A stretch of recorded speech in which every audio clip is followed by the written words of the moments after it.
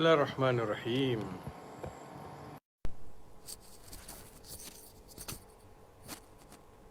Left and right.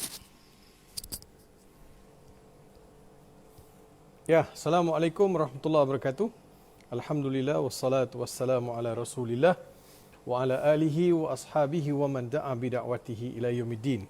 Rabbi shrah li sadri wa yassir li amri wahlul 'uqdatam min lisani yafqahu qawli wa saddid lisani wahdi qalbi bihaqqi sayyidina Muhammadin sallallahu alaihi wasallam. Allahumma inni istawda'tuka ma 'allamtani farduduhu ilayya inda hajati wa la tunsini ya rabbal alamin. Amma ba'd, terima kasih kepada sahabat-sahabat FP saya dan begitu juga kepada kaum muslimin dan muslimat yang dirahmati Allah Subhanahu wa taala. Pertamanya sama-sama kita merafakkan rasa syukur dan rasa bertuahnya Allah beri kita berada di bulan Ramadan Al-Mubarak ini. Terima kasih kepada sahabat-sahabat sekalian. Saya saban hari ada aja yang orang buat masalah. Masalah 2 hari lepas orang guna gambar saya dan gambar isteri saya. Kononnya kami terlibat dalam satu pelaburan yang melibatkan pelaburan gold, emas. Kononnya pelaburan yang berpandukan kepada syariat. Gambar saya dan gambar isteri saya dimasukkan dalam tu. Dan saya telah membuat report polis dan saya telah kemukakan kepada sahabat-sahabat. Saya telah bawa isu ni kepada SKMM. Mudah-mudahan ada tindakan. Saya rasa ini adalah sindiket dan hari ini ada pula tokoh-tokoh lain pula yang dilibatkan dalam pelaburan, kononnya pelaburan kewangan Islam. Mana ada hari ini masuk RM100, besok dapat RM2,000. Hari ini masuk RM300, besok dapat RM5,000. Ini semua merepek ini. Gunakan akal sahabat-sahabat sekalian dan juga saudara-saudara yang saya kasihi. Jangan mudah terpengaruh dengan diayah yang palsu mengaburkan mata kita. Saya tak nafikan ada saja kumpulan yang akan cari peluang dalam kesempitan yang dilalui oleh setengah sahabat kita. Jadi kesempitan itu orang cari sebagai untuk peluang menipu dan juga peluang untuk mengaut keuntungan. Hari ini pula saya dihubungi oleh sahabat-sahabat. Datuk Izhar pun hubungi saya, 2-3 orang sahabat hubungi saya. Dia hubungi dalam suara mereka sedang macam cemas, suara cemas. Dia kata, Syekh, Assalamualaikum, Syekh. Entah okey ke? Saya kata, okey, baru lepas buka puasa. Kan, perkena tarik lagi, sehat, walafiat ni. Dia kata, bukan apa, dah tersebar, kata entah dah meninggal. La ilaha illallah. Saya kata, terima kasihlah kerana menghubungi arwah. Ingat senang tuan-tuan nak cakap dengan arwah ni. Saya pun tak tahu kenapa. Memang dah tersebar. Kata Dr. Farid Rawi, Ustaz Farid Rawi telah kembali di bulan yang penuh kemuliaan.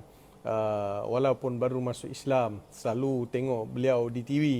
Hari ini beliau telah kembali kepada Allah.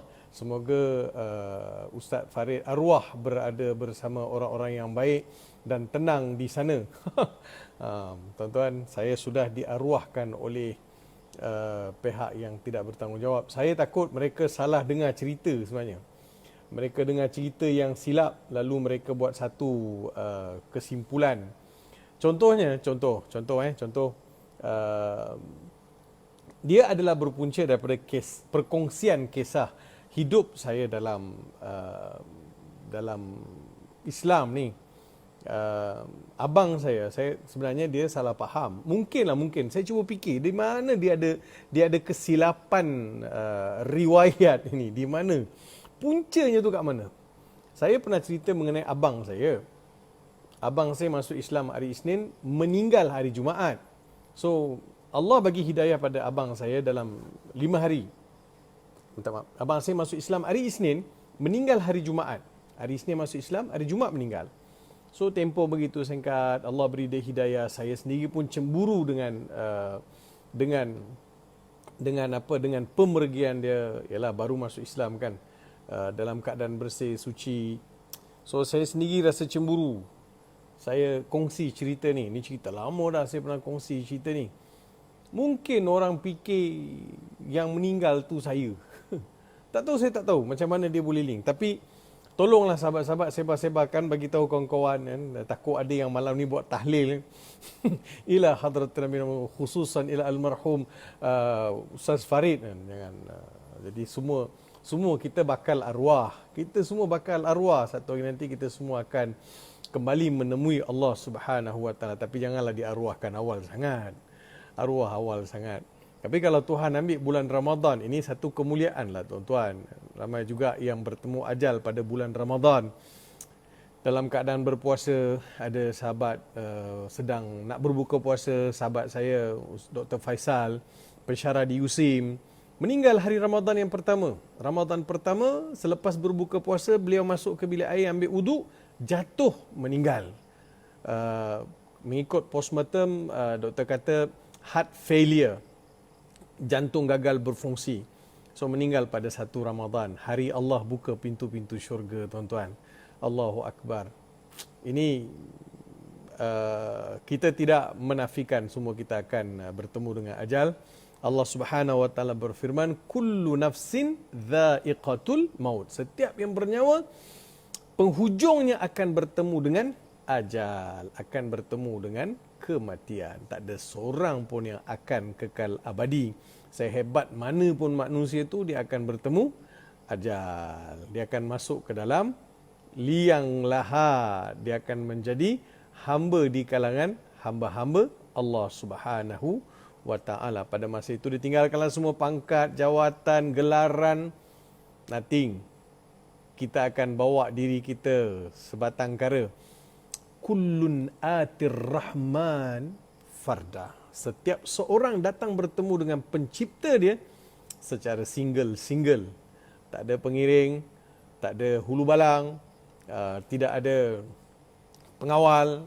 Jadi kita pergi dalam keadaan bersendirian. Mudah-mudahan hari itu Allah Subhanahu Wa Taala terima kita sebagai tetamu yang dihormatkan. Saya bacakan surah Az-Zumar. Surah Az-Zumar. Kita cuba ambil surah Az-Zumar sikit. Hujung surah Az-Zumar ni, saya suka baca surah Az-Zumar. Suka hujung ayat tu, suka baca. Dia sebenarnya ada cerita. Sebelum tu saya ada cerita, saya nak kongsi dengan tuan-tuan. Cerita. Sahabat-sahabat boleh sambil-sambil more, sambil-sambil makan, sambil-sambil minum kopi. Mana Kamal Azmi tak masuk lagi ni, saya punya lawyer. Mana lagi yang kawan-kawan lain ni, duk minum kopi, more tu. Sudahlah more tu, berapa lama nak more? More lagi panjang daripada tarawih. Ayo. Jadi surah Az-Zumar, di hujung surah Az-Zumar ni ada satu ayat. Allah berfirman, wa nufikha fis suri fasa'iqa man fis samawati wal ardi illa man syaa Allah. Thumma nufikha fihi ukhra fa idahum qiyamun yanzurun. Wa nufikha fis sur, lalu ditiupkan sangkakala. Kenapa dikatakan sur? Kerana dia umpama tuan-tuan pernah lihat tanduk kerbau. Tanduk ataupun begini. Tanduk badak sumbu. Badak sumbu, nampak tanduk dia lurus sikit. Badak sumbu kan tanduk dia lurus kan? Lurus. So zaman dulu kan tanduk-tanduk ni dia akan otak dia akan jadi sebagai tiup, bukan tiup, bukan trompet, dia tiup. Nak pergi peperangan ke apa ke, nak maklumkan, orang akan tiup. Put.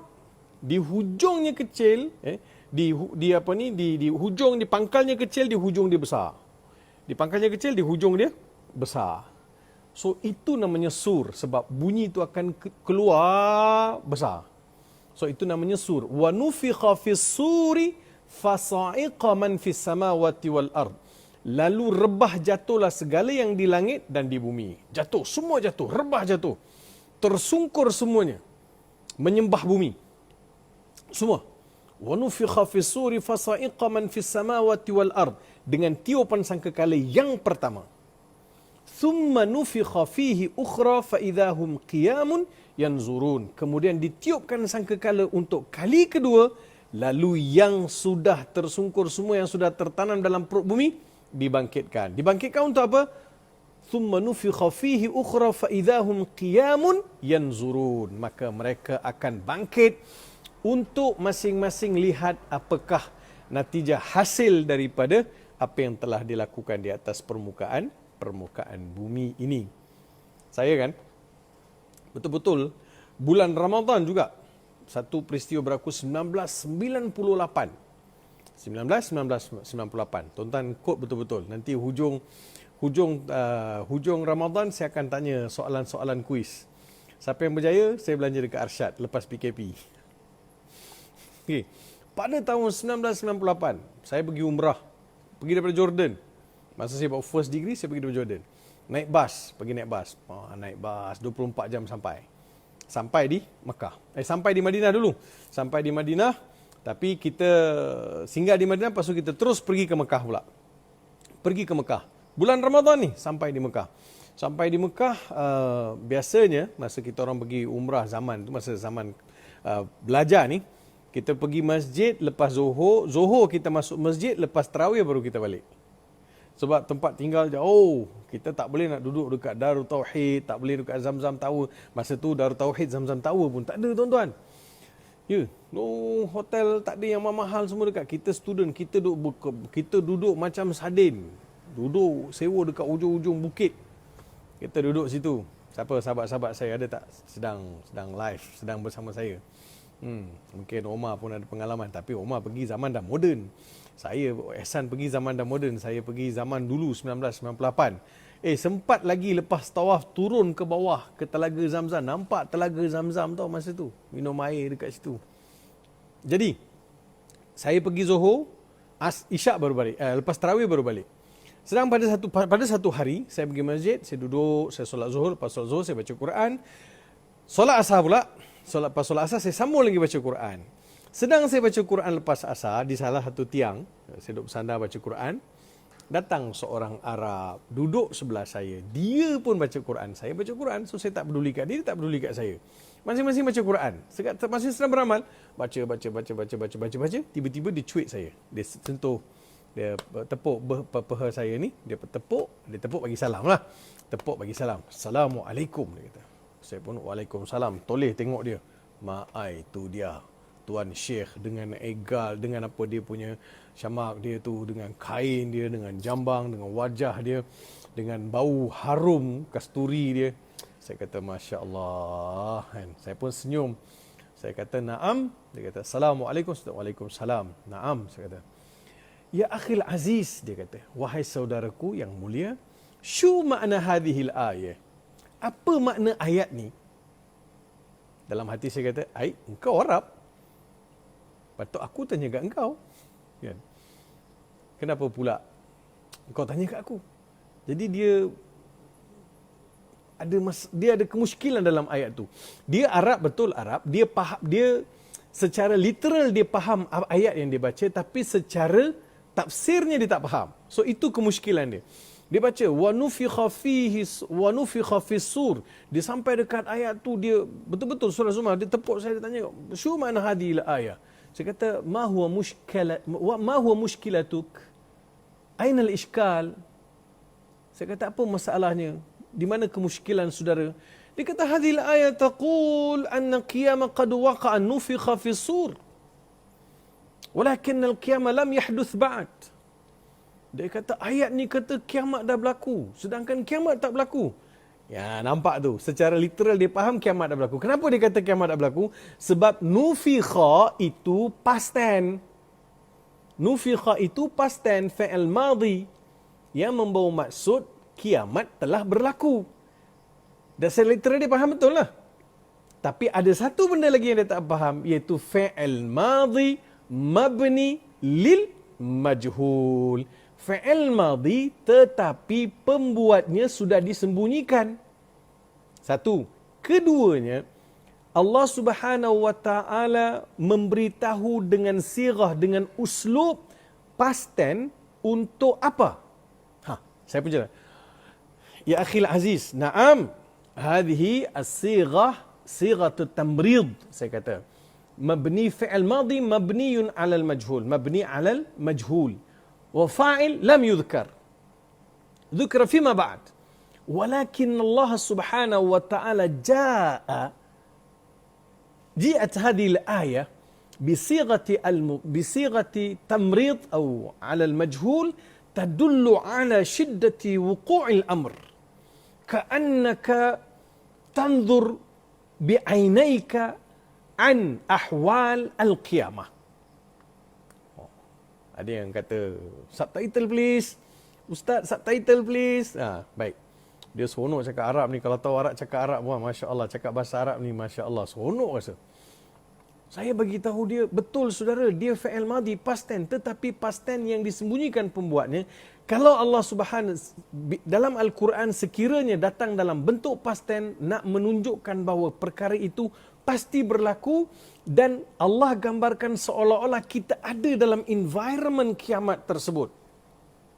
Ya, banyak ayat yang Allah Taala sebut kana. Ya, kana maksudnya dalam bentuk past tense.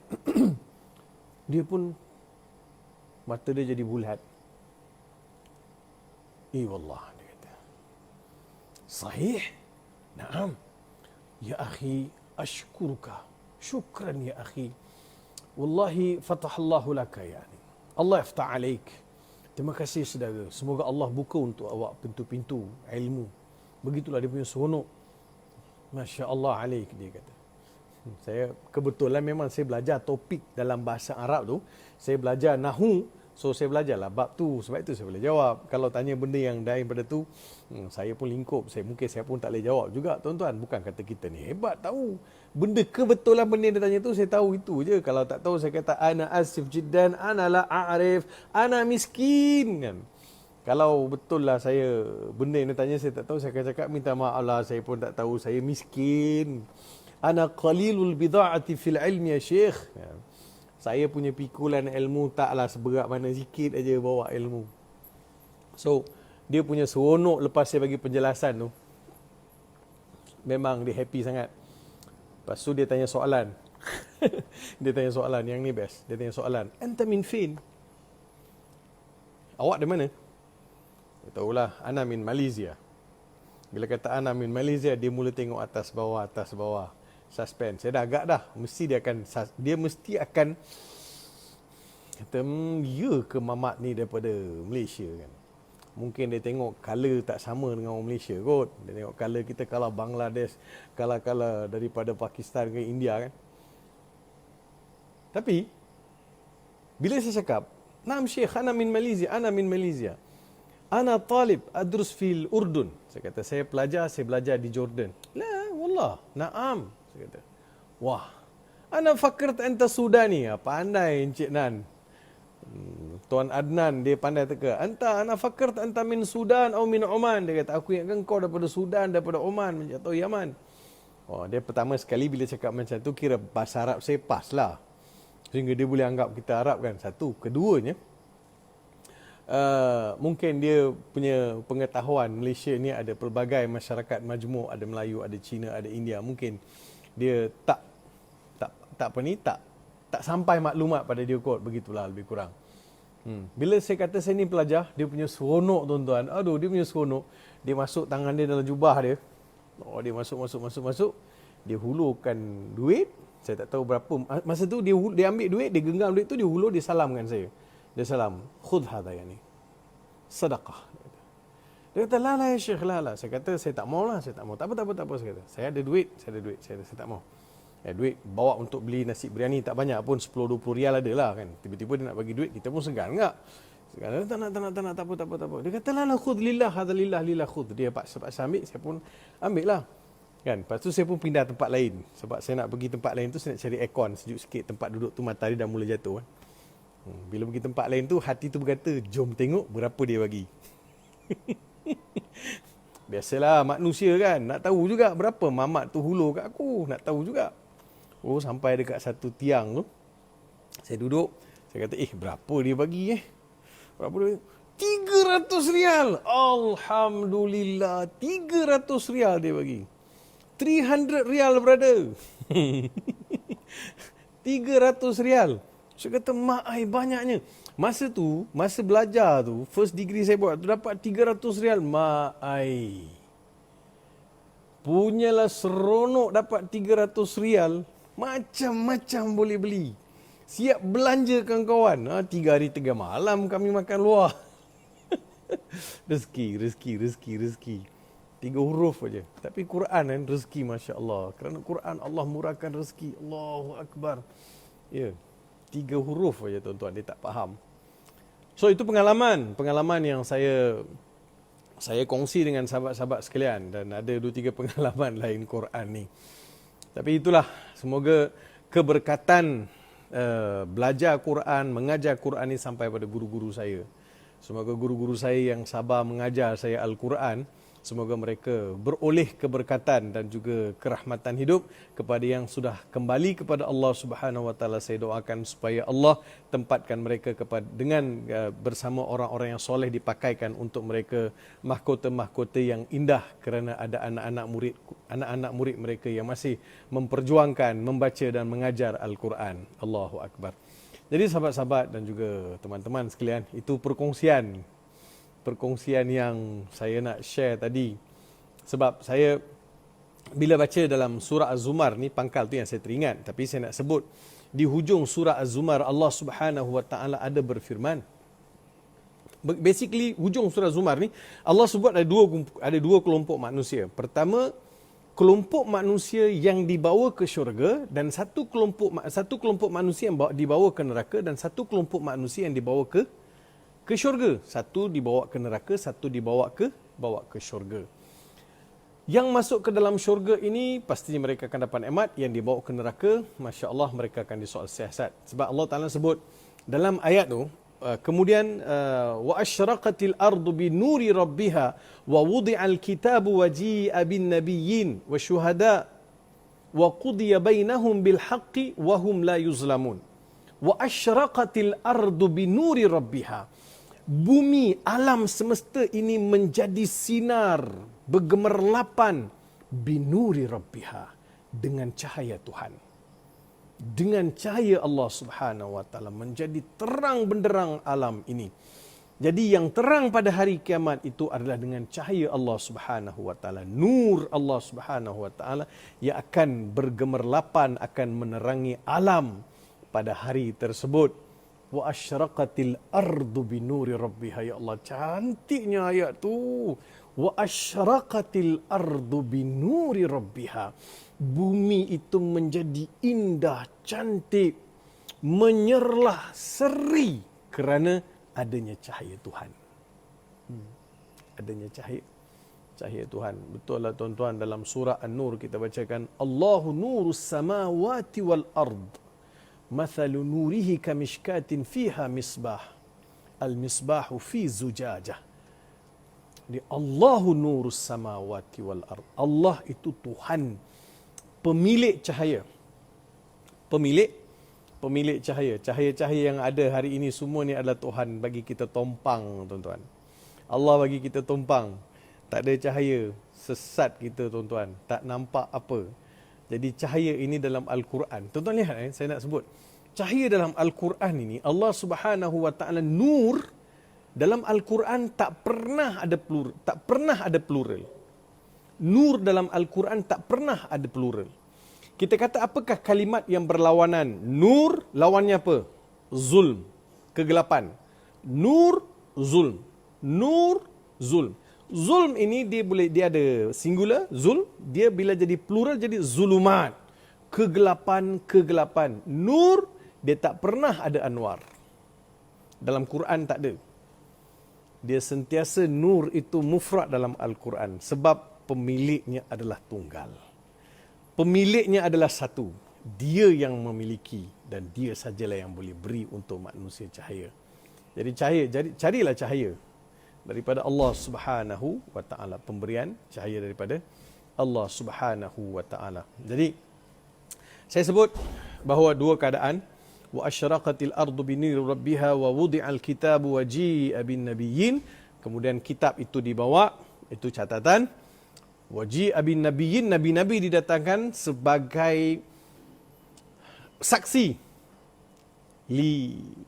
supaya nabi-nabi ini jadi saksi ke atas apa yang diserukan dan bagaimana umat setelah itu telah terpesong.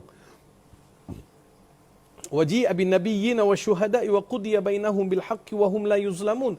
Pada hari itu Tuhan tidak akan menzalimi walaupun sebesar biji sawi. Wasiqal ladzina kafaru ila jahannam zumara. Kemudian dibawalah sekumpulan manusia pergi ke neraka. Bila sampai di neraka, faqala lahum khazanatuha alam ya'tikum rusulun minkum yatluna 'alaikum ayati rabbikum wa yunzirunakum liqa'a yaumikum hadha. Qalu bala walakin apa jadi? Apa jadi? Pertama sekali, bila sampai dekat neraka, penjaga neraka kata, wa qala lahum khazanatuha alam ya'tikum rusulun minkum yatluna 'alaikum ayati rabbikum wa yunzirunakum liqa'a yaumikum hadha. Qalu bala. Jadi bila datang kepada mereka para malaikat atau penjaga neraka tanya, tak ada ke Rasul datang? Kata datang. Telah datang, telah beri peringatan kepada kami. Qalu bala. Walakin apa jadi? Selepas itu mereka mendustakan ayat-ayat Allah Subhanahu wa taala. Masa Rasul ada, mereka ikut. Masa Rasul ada, mereka patuh. Bila Rasul tak ada, dah macam-macam jadi. Ada juga di antara manusia, masa Rasul ada dengan Rasul yang bawa pelbagai bukti, pelbagai mukjizat, masih lagi mendustakan, masih lagi menjauhkan diri daripada Allah Subhanahu wa taala. Kemudian Allah Ta'ala sebut, kemudian qila dukhulu abwaaba jahannam khalidina fiha fabi'sa mathwal mutakabbirin. Bawa mereka, qila dukhulu abwaaba jahannam khalidina fiha.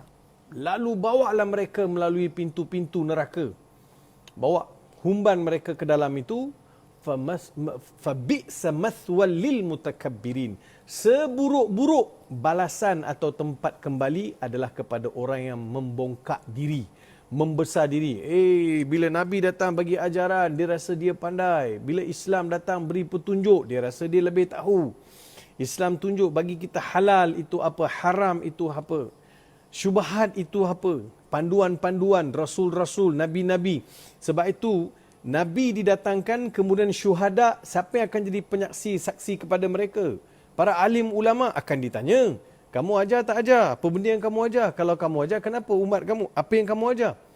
So, benar kamu ajar? So, semua itu akan ditanya. Sebab takut manusia ni akan berdolak dalih. Dia akan berdolak dalih. Mana ada orang bagi peringatan? Kami tak tahu. Jadi Nabi kata, aku dah ajar. Aku dah tinggalkan Quran. Aku dah tinggalkan sunnah. Kemudian ada pula yang kata, mana ada? Untuk meneruskan legasi Nabi dan Rasul, para ulama meneruskan kerja-kerja dakwah. Betul kan? Al-ulama warathatul anbiya. Para ulama pula yang meneruskan kerja-kerja dakwah. Ditanya, kamu semuanya dia alim ulama dulu buat apa? Kenapa tak ajar? Kenapa tak cakap? Kenapa tak bagi tahu masyarakat? Bagi tahu, ya Allah, bagi tahu. Kami bagi tahu, tapi masih lagi ada yang tidak, hati dia susah nak dipujuk kepada agama. Ya, susah nak dipujuk kepada agama. Ajaran Islam ini sentiasa dilihat sebagai agama ataupun ajaran yang tidak secocok dengan zaman ini, ataupun agama ini suatu benda yang membingungkan manusia ataupun jadi satu candu yang menjauhkan manusia. Sebenarnya pelbagai alasan orang bagi untuk jauhkan agama. Tapi saya fikir ada satu benda yang saya suka juga untuk ajak sahabat-sahabat saya, para pendakwa, para da'i, para asatizah yang saya kasihi. Sama-sama kita buat kerja dakwah dengan mengajar apa yang betul. Mengajar apa yang betul. Kadang-kadang minta maaf saya, di masjid-masjid, di surau-surau, kita lebih suka bercerita. Kadang bercerita perkara-perkara yang tidak mendatangkan banyak manfaat pada umat.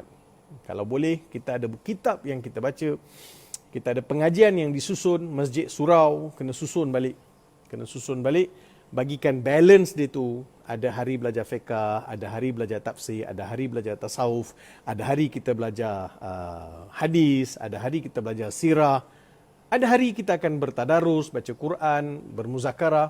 So kita kena susunkan jadual itu di masjid supaya tak nampak masjid ini dia tidak menselibaskan pengajian untuk manfaat kepada masyarakat. Jadi ini sedikit pandangan daripada saya lah, pandangan insan yang kerdil. Kalau boleh manfaatkanlah, kalau tak boleh pun tak apa. Qaulur rajul yu'khadhu wa yutrak. Pandangan manusia ini boleh diambil dan boleh juga tidak diambil. Terpulang pada masing-masing. Jadi tapi di Masjid Bandar Seri Putra kita susun. Saya selalu berbincang dengan pengurus masjid saya Imam Najmi supaya kita susun pengajian di Masjid Bandar Seri Putra supaya masyarakat di Masjid Bandar Seri Putra mendapat manfaat yang semaksimum mungkin.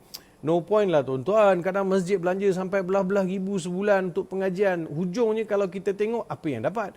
Sebab itu saya kadang minta maaf, saya gunakan kaedah yang digunakan dalam dunia korporat, ROI. What is the return of investment? Dan ROI, return of investment. Kalau masjid invest 10,000 sebulan, so apa saya punya return? Betul duit daripada jemaah, daripada masyarakat, tapi saya nak tahu manfaat tu banyak mana masyarakat saya dapat balik. Sebab itu saya kena bertegas, selaku ketua pentadbir masjid saya kena bertegas supaya pengajian yang disampaikan itu benar-benar memberi kesan. Saya kalau boleh minta elak guru-guru atau yang datang mengajar di masjid sambil mengajar meniaga pula kan. Ustaz ni kena pilih lah, ustaz nak meniaga ke ustaz nak mengajar. Kalau ustaz nak meniaga, ustaz kena meniaga, fokus meniaga. Kalau nak mengajar, fokus mengajar. Tulis buku, fokus mengajar insya-Allah. Jadi sahabat-sahabat yang saya kasih sekalian, so nampak wa yunzirunakum liqa'a yaumikum hadha. Qalu bala. Qila dukhulu abwaaba jahannam khalidina fiha fabi'sa mathwal mutakabbirin. Ada kumpulan yang berikutnya. Kumpulan berikut, wasiqal ladzina taqaw rabbahum ilal jannati zumara.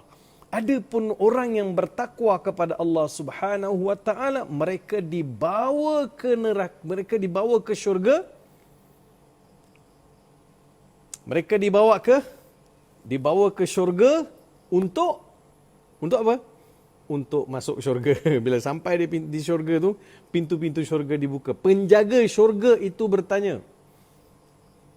Qala lahum khazanatuha. Lalu dikatakan kepada mereka oleh para penjaga syurga, salamun alaikum tibtum fadkhuluha khalidin. Diucapkan salam sejahtera ke atas mereka. Salamun alaikum, diucapkan salam.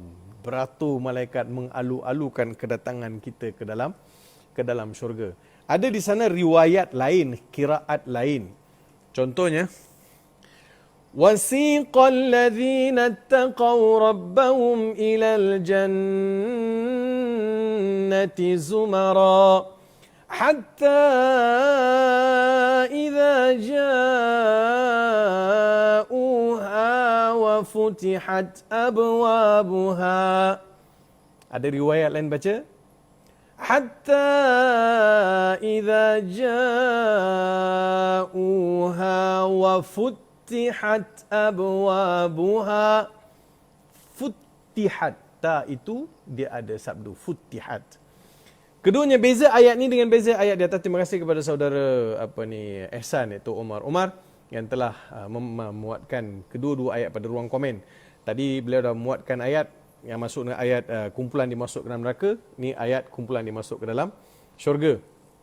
So, cuba tengok, bezakan ayat di atas ayat di bawah. Ayat di atas, siqal ladzina kafaru ila jahannam zumara hatta ja'uha futihat abwabuha. Tak ada huruf wa, tidak ada waw pada ayat pertama. Ayat ini ada waw. Wa futihat ada waw. Mustahil waw itu di sana tak ada, di sini ada tanpa sebab.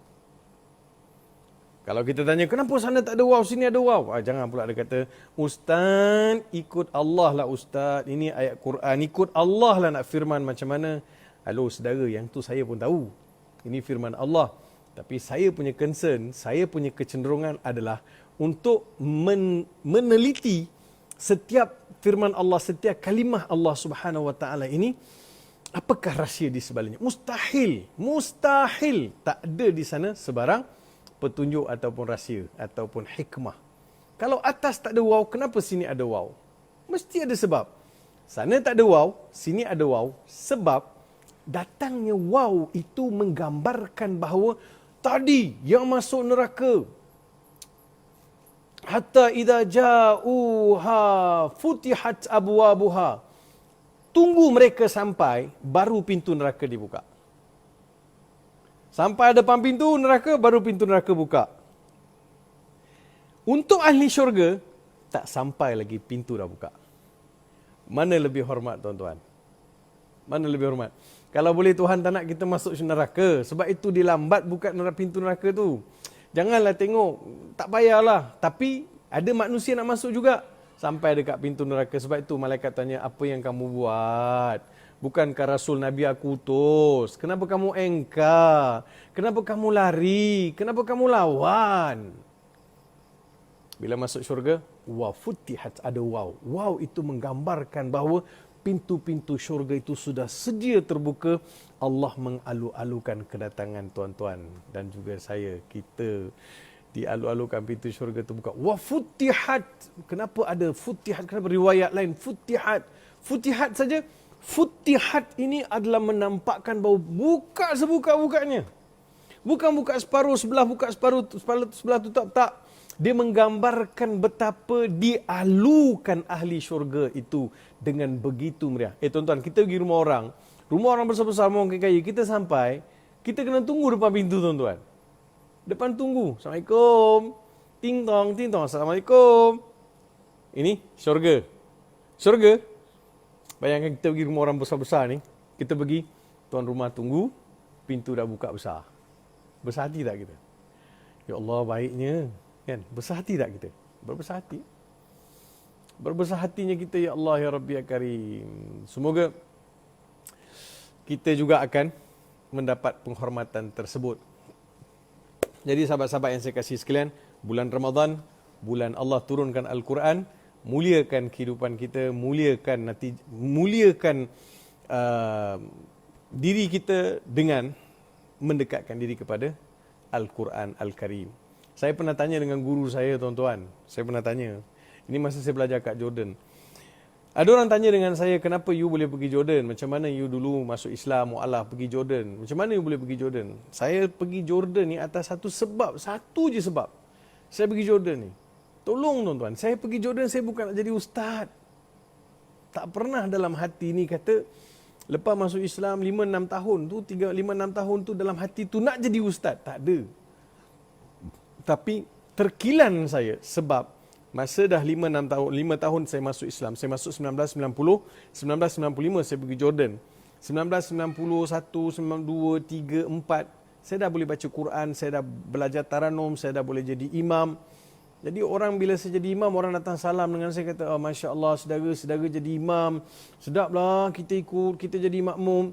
Jadi saya lama-kelamaan saya terkilan. Sebab macam mana masyarakat yang makmum saya boleh enjoy, saya punya bacaan Quran dalam, saya punya bacaan sebagai imam. Tapi saya sebagai imam, saya tak enjoy pun. Serius saya cakap. Jujur saya cakap, saya tak enjoy pun. Saya hafal saya baca. Saya hafal saya jadi imam. Saya kata saya terkilan. Macam mana orang rasa seronok? Mungkin orang seronok tu bukan sebab faham, tapi orang seronok mungkin dia ikhlas, mungkin saya jadi imam ikhlas. Jadi dia dengar bunyi Al-Quran, dia seronok lah tuan-tuan. Tapi saya kata tak boleh jadi ni. Saya pun bincanglah dengan beberapa orang guru saya, termasuklah guru saya Haji Hassan Musa. Saya berbincang. Dia kata kalau Farid nak faham apa yang Farid baca, Farid kena belajar bahasa Arab. Oh, saya kata saya kena belajar bahasa Arab. Ya tu ayah, kat mana saya nak belajar? Farid boleh belajar dekat Malaysia. Kalau boleh, lebih elok kalau boleh belajar dekat negara Arab. Wah, saya kata begitu saya berusaha lah. Ke negara Arab mana saya nak pergi? Itu yang saya buat STU. Dia kata kalau nak pergi negara Arab, kena ada sijil tinggi agama. Saya ambil lah STU. Buat persendirian semua. Ambil STU, sijil tinggi agama dekat Sekolah Menengah Terung. Taiping, di Terung, Perak. Ni kat sahabat-sahabat kot ada yang daripada Taiping, Perak. Situlah saya berkampung dulu setahun saya belajar. Saya ambil STU, Sijil Tinggi Agama. Di situ saya belajar setahun. Saya ambil dekat Sekolah Izzuddin, STU. Dapatlah result tapi taklah bagus sangat tuan-tuan. Bolehlah tuan-tuan, malu nak sebut kat orang. Tapi bolehlah. Kemudian saya ambil SPM persendirian. Sebab dia kata kalau nak pergi negara Arab ni kena ada SPM agama. So saya ambil ulang balik, saya beli buku syariah, Al-Quran, Sunnah, bahasa Arab, saya baca sendiri. Baca sendiri. Hafal. Adalah bincangan kawan-kawan, jawab exam. Semua dapat kepujian. Yang paling saya takut, bahasa Arab. Boleh tak dapat kepujian? Alhamdulillah. Berkat saya belajar dekat sekolah agama Terong tu. Dan juga kesungguhan dapatlah kepujian. Dapatlah pergi. Saya pun apply lah. Saya apply Mesir, Madinah. Dapat Jordan. Saya tengok saya pergi Jordan. Saya pergi Jordan ni saya nak belajar bahasa Arab. Sebab saya nak faham apa saya baca. Sebab tujuan saya nak memperhalusi Al-Quran melalui bahasa Arab. Tapi Allah bawa lebih jauh daripada itu. Cinta pada Al-Quran Tuhan bawa lebih jauh. Saya yakin tuan-tuan dan puan-puan pun sahabat-sahabat pun Tuhan akan bawa lebih jauh. Dalam suasana hari ini, kita kena kembali pada Al-Quran. Macam-macam isu ada di luar sana. Untuk mengatasi segala macam masalah, Quranlah jawabnya tuan-tuan. Quranlah jawabnya. Kembali pada Quran. InsyaAllah kita akan dapat solusi yang terbaik. So saya tinggalkan sahabat-sahabat sekalian. Sekadar itu untuk hari ini. Mudah-mudahan kita akan bersua kembali esok ataupun lusa. Nanti saya akan update dalam saya punya Facebook. Terima kasih kepada teman-teman sekalian. Doakan saya doakan sahabat-sahabat sekalian. Aqul qawli hadza wa astaghfirullahal azim li wa lakum wa billahi taufiq wal hidayah. Wassalamualaikum warahmatullahi wabarakatuh. Kita tutup dengan doa. Bismillahirrahmanirrahim. Alhamdulillahirabbil alamin wassalatu wassalamu ala asyrafil anbiya'i wal mursalin wa ala alihi washabbihi ajmain. Allahumma rabbana taqabbal minna du'aana innaka antas samiul alim wa tub alaina ya maulana innaka antat tawwabur rahim. Allahumma ahsin aqibatana fil umuri kulliha wa ajirna min khizyid dunya wa adzabil akhirah. Ya Allah ya Tuhan kami, jadikanlah hari-hari di bulan Ramadan ini hari-hari yang membahagiakan kami ya Allah, dan menggembirakan Engkau ya Allah dengan kami berpuasa di siang hari, membaca Al-Quran dan juga berqiyamul lail bersama ahli keluarga. Ya Allah ya Tuhan kami, pandanglah kami ya Allah, rahmatilah kami ya Allah, limpahkanlah kasih sayang-Mu ke atas kami ya Allah. Ya Allah ya Tuhan kami, Kau berilah kami keampunan di bulan Ramadan ini ya Allah. Bebaskanlah kami daripada siksaan api neraka. Kalau nama kami ada tersenarai dalam ahli neraka, ya Allah, Kau padamkanlah, ya Allah, Kau keluarkanlah kami, ya Allah. Ya Rahman, ya Rahim, ya Mujib sa'ilin, la ilaha illa anta subhanaka inna kunna minaz zalimin. Ya Allah, ya Tuhan kami juga memohon agar Kau segera sembuhkanlah pesakit-pesakit COVID-19. Kau segera angkatlah, ya Allah, penyakit ini dari permukaan bumi ini, ya Allah. Padamu jualah kami bergantung, padamu jualah kami berharap. Kami akan terus memohon kepadamu, ya Allah. Kau sajalah tempat kami untuk mengadu, tempat kami untuk bergantung. Rabbana zalamna anfusana wa illam taghfir lana wa tarhamna lanakunanna minal khasirin. Wa sallallahu ala sayyidina Muhammad wa ala alihi wa sahbihi baraka wa sallam. Subhana rabbika rabbil izzati amma yasifun wa salamun ala al mursalin. Walhamdulillahi rabbil alamin. Taqabbalallahu minkum. Nawaitu sawma ghadin an adai fardi syahri ramadana fi hadhihi sanati lillahi ta'ala. Kalau qiyam malam nanti jangan lupa doakan saya. Sebut nama saya boleh. Terima kasih. Assalamualaikum warahmatullahi wabarakatuh.